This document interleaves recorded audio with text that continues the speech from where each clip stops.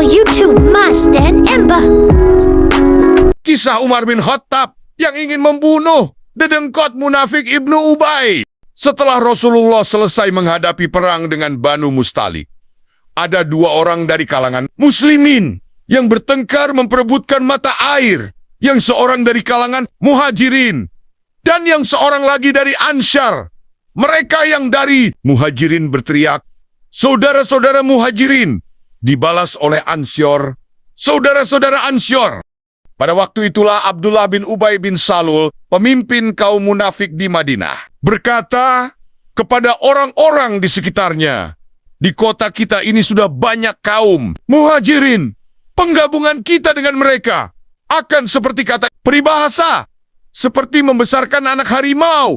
Sungguh, kalau kita sudah kembali ke Madinah, orang yang berkuasa akan mengusir orang yang lebih hina." Muhammad Husain Haikal dalam Umar bin Khattab menceritakan bahwa kata-kata Abdullah bin Ubay itu oleh sahabat disampaikan kepada Rasulullah, yang ketika itu ada Sayyidina Umar bin Khattab. Umar naik pitam mendengar laporan itu dan katanya, "Rasulullah perintahkan kepada Abbad bin Bishr supaya membunuhnya." Tetapi Rasulullah menjawab, "Umar, bagaimana kalau sampai menjadi pembicaraan orang bahwa Muhammad membunuh sahabat-sahabatnya sendiri?" Lalu ia meminta diumumkan supaya kaum muslimin segera berangkat pada waktu yang tidak biasa mereka lakukan. Sementara itu, M. Quraish Shihab dalam membaca sirah Nabi Muhammad dalam sorotan Al-Quran dan hadis-hadis syahih memaparkan Abdullah bin Ubay menyebarkan propaganda dan api kebencian terhadap kaum muhajirin di hadapan kelompoknya. Kata Abdullah bin Ubay, kaum muhajirin telah membenci penduduk Madinah dan banyak dari mereka yang bermukim di kota Madinah. Demi Allah, kita dengan mereka tidak lain kecuali seperti ungkapan, "Engkau menggemukkan anjingmu, lalu dia menerkammu." Demi Allah, kalau kita kembali ke Madinah, pastilah orang-orang mulia akan mengusir orang-orang hina, kata Abdullah bin Salul kepada kelompoknya. Paket Abdullah bin Ubay itu didengar Zaid bin Arkam. Zaid kemudian menyampaikan informasi itu kepada pamannya, dan pamannya melanjutkannya kepada Nabi. Muhammad mendengar hal itu. Sayyidina Umar bin Khattab yang saat itu bersama Nabi Muhammad meminta izin agar diperbolehkan membunuh Abdullah bin Ubay. Namun Nabi menolak permintaan Sayyidina Umar tersebut. Bagaimana kalau orang berkata, Muhammad membunuh sahabatnya? Tidak! Kata Nabi Muhammad menjawab permintaan Sayyidina Umar. Sayyidina Umar. Tak berapa lama Abdullah bin Ubay menemui Rasulullah dan membantah bahwa ia berkata demikian. Hanya saja, pernyataan si munafik ini ketahuan bohong setelah Nabi Muhammad menerima wahyu Al-Quran, surat Al-Munafikun, ayat 8 sampai 10. Ayat 8, mereka berkata, "Sungguh, jika kita kembali ke Madinah, kembali dari perang Bani Mustalik, pastilah orang yang kuat akan mengusir orang-orang yang lemah dari sana. Padahal kekuatan itu hanyalah bagi Allah, Rasulnya, dan bagi orang-orang mukmin. Tetapi orang-orang munafik itu tidak mengetahui." Ayat 9, "Wahai orang-orang yang beriman, jangan sampai harta bendamu dan anak-anakmu melalaikan kamu dari mengingat Allah. Dan barang siapa berbuat demikian, maka mereka itulah orang-orang yang rugi."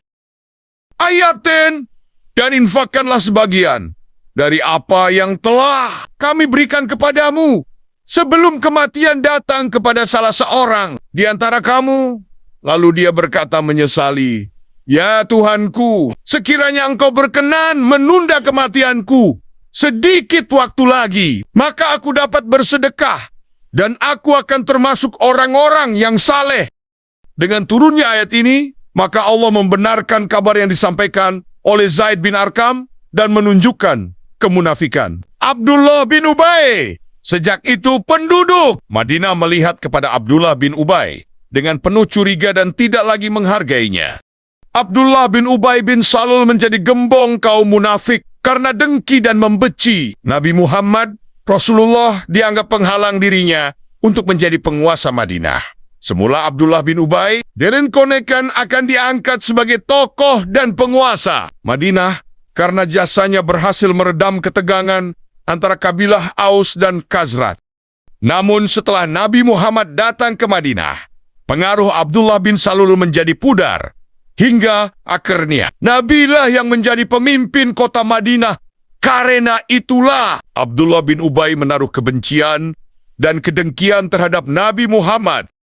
Abdullah bin Ubay kemudian masuk Islam, sebagaimana kabilah Aus dan kabilah Khazraj lainnya setelah Nabi Muhammad tiba di Madinah. Namun, dia hanya berpura-pura menjadi pengikut Nabi Muhammad. Sejatinya, dia memendam kebencian dan permusuhan terhadap Nabi. Tidak seperti umumnya musuh Nabi, seperti keterangan dalam buku para penentang Muhammad SAW, Misran dan Armansyah. 2018, Abdullah bin Ubay memusuhi Nabi Muhammad dengan cara-cara halus dan konspiratif. Ia kerap kali menghasut, memfitnah, dan mengadu domba antara satu sahabat dengan yang lainnya, bahkan dengan Nabi Muhammad sendiri. Abdullah bin Ubay pernah melakukan propaganda dan mengajak mundur 300 pasukan diri dari pasukan Nabi Muhammad saat Perang Uhud, menyebarkan fitnah keji bahwa Sayyidah Aisyah telah melakukan serong dengan Syafwan, berkonspirasi untuk membunuh Nabi Muhammad dalam Perang Zaturika, memerintahkan budaknya untuk melacurkan diri, dan lainnya. Tatkala pada suatu hari Nabi sedang berbicara dengan Umar mengenai masalah-masalah kaum muslimin, sampai juga menyebut-nyebut Abdullah bin Ubay, dan yang juga disalahkan oleh golongannya sendiri. Umar, bagaimana pendapatmu?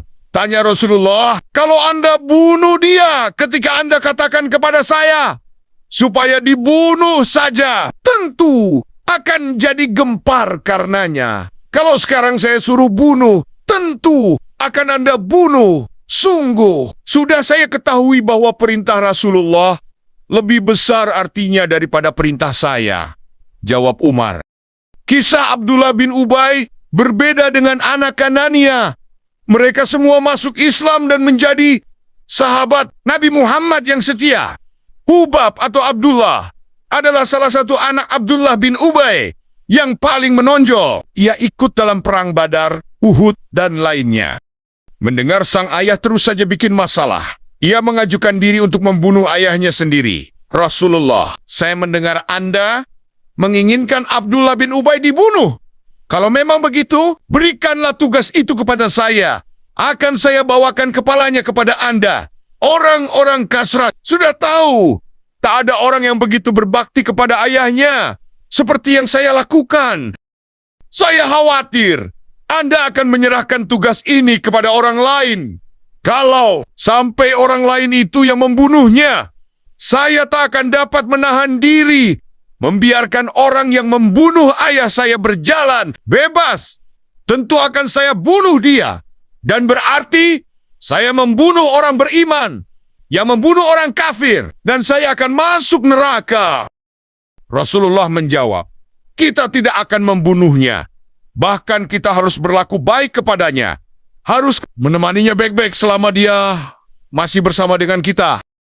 Pada perang Uhud, Rasulullah SAW memutuskan untuk menyambut serangan kaum kufar Makkah dan sekitarnya di luar Madinah. Sebelum berangkat, Rasulullah membagi pasukan beliau menjadi 3 regu dan masing-masing diberi bendera.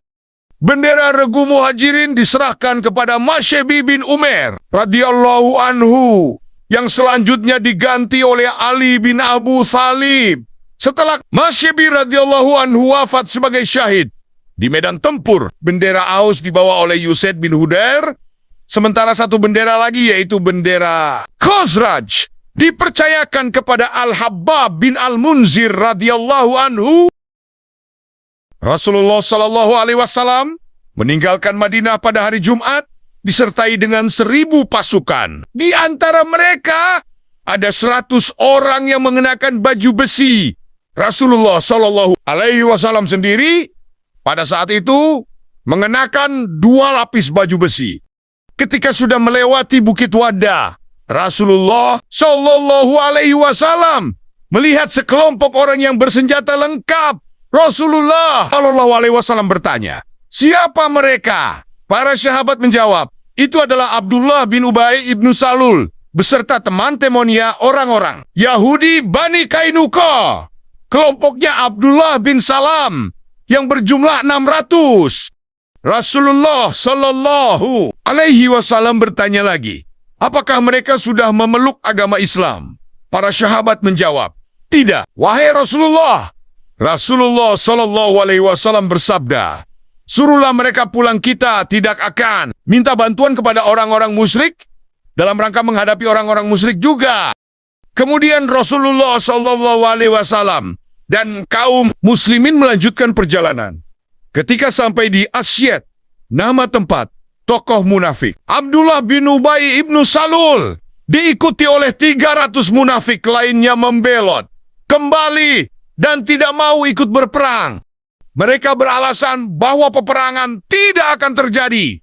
Pembelotan ini juga sebagai bentuk protes terhadap Rasulullah Shallallahu Alaihi Wasallam yang memutuskan untuk menyambut kedatangan musuh di luar Madinah.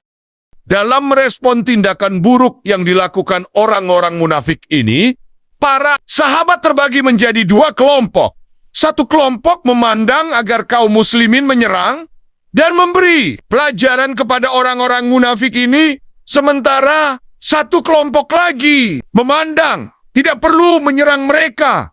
Lalu Allah Azza wa Jalla menurunkan firman-Nya, "Maka mengapa kalian terpecah menjadi dua golongan dalam menghadapi orang-orang munafik, padahal Allah telah membalikan mereka kepada kekafiran disebabkan usaha mereka sendiri." Quran Surat An-Nisa 4:88-4.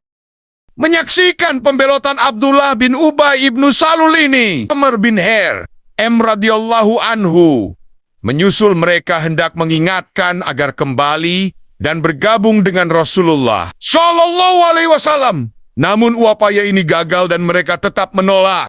Akhirnya Abdullah bin Amr bin Har radhiyallahu anhu geram dan mengatakan, "Semoga Allah Azza wa Jalla menjauhkan kalian dari Romatania. Wahai musuh-musuh, Allah Azza wa Jalla pasti akan menjadikan nabinya tidak butuh pada kalian."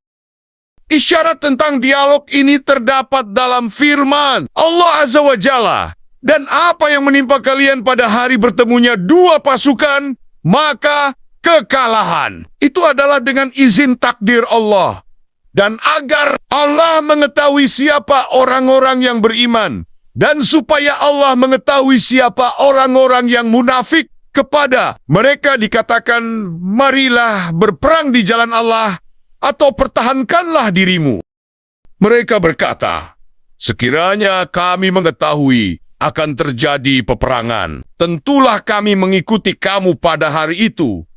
Mereka lebih dekat kepada kekafiran daripada keimanan. Mereka mengatakan dengan mulutnya apa yang tidak terkandung dalam hatinya, dan Allah lebih mengetahui dalam hatinya, dan Allah lebih mengetahui apa yang mereka sembunyikan. Quran Surat Ali, Imran 3, 166-167-5.